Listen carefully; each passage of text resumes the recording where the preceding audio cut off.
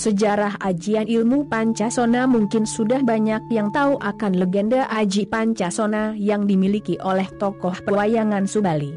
Selain Raden Subali, ajian legendaris Pancasona ternyata juga diketahui dimiliki tokoh legendaris Nusantara. Pancasona sendiri memiliki daya magis di mana pemilik ajian ini tidak akan mati selama tubuhnya masih menyentuh bumi serta terpapar angin, dan setiap terluka akan segera pulih kembali seperti sedia kala. Konon, untuk memiliki ajian ini membutuhkan usaha yang ekstra keras, karena untuk menggunakan ajian ini memerlukan konsentrasi, kesabaran dan tingkat laku yang cukup tinggi. Menurut Kamus Besar Bahasa Indonesia, KBBI, Pancasona, kata benda, merupakan mantra yang menyebabkan seseorang yang telah mati bisa hidup kembali.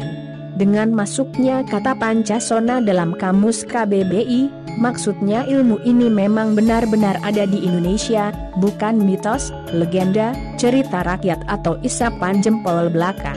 Dari sisi kekuatannya, ilmu Pancasona mirip dengan ajian rawa rontek di mana pemilik ilmu tersebut tidak akan mati selama jasad tubuhnya yang meninggal terkena tanah.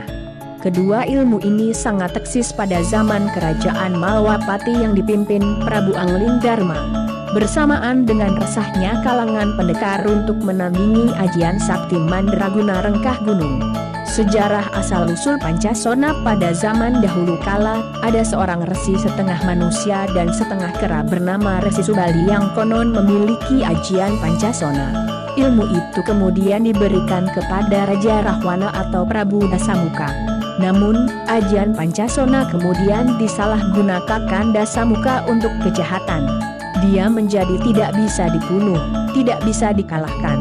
Padahal, ilmu kesaktian apapun semestinya digunakan untuk kebaikan. Sebagai hukuman, Rahwana kemudian mendapatkan hukuman pahit dari dewa. Tubuhnya dipasung dan dijepit 2 gunung besar hingga ribuan tahun lamanya. Sejak peristiwa itu, tidak ada lagi orang yang memiliki ajian Pancasona.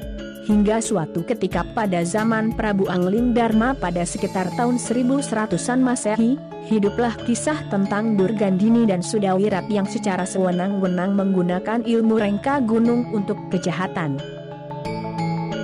Banyak adalah Mahasura dan anaknya, Galuh.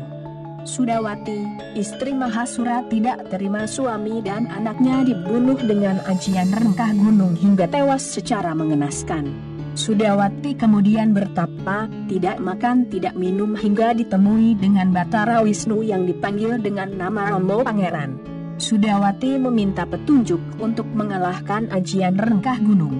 Namun, Romo Pangeran mengatakan bila rengkah gunung hanya bisa dikalahkan rengkah gunung dan ilmu itu tidak diberikan lagi kepada siapapun. Tapi, ada satu ajian yang bisa menandinginya, yaitu Pancasona.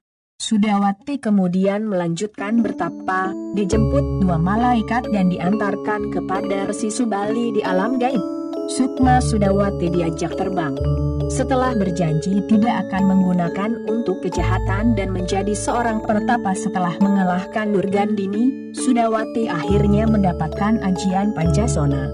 Terbukti, ketika Sudawati bertarung dengan Durgandini dan muridnya, dia bisa hidup kembali setelah terkena 2 kali ajian rengkah gunung.